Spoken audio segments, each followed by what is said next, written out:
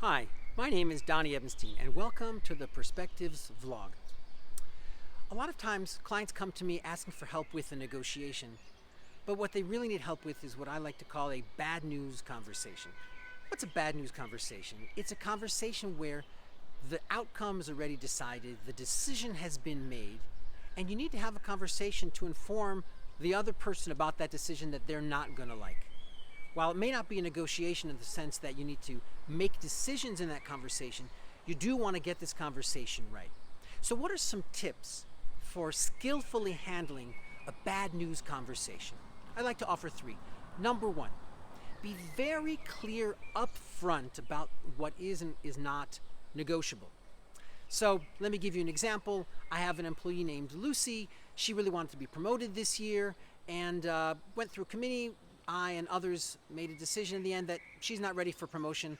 That's the bad news. She's not getting promoted. So how do I have this conversation skillfully? Number 1, be very clear.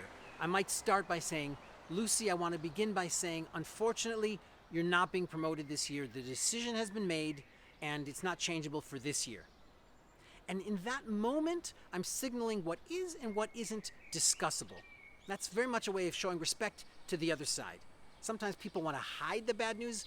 I'm saying bring the bad news out right up front. That's your topic sentence. Number 2, be very empathetic.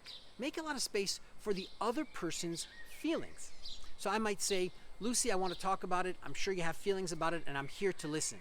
And make some space for her to share her frustration, her anger, her disagreement with the outcome. That's another way of showing respect to that other person. While it's not going to change the outcome, it is a way to show you value the relationship.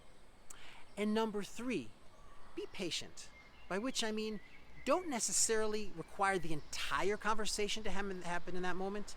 Since Lucy is now digesting this bad news, she might have to think about it and want to come back and talk about it at some point in the future. And if you value that relationship, you can even say, I want to have this conversation, Lucy, and if you're not ready to have the entire conversation now, we can revisit this at a later date.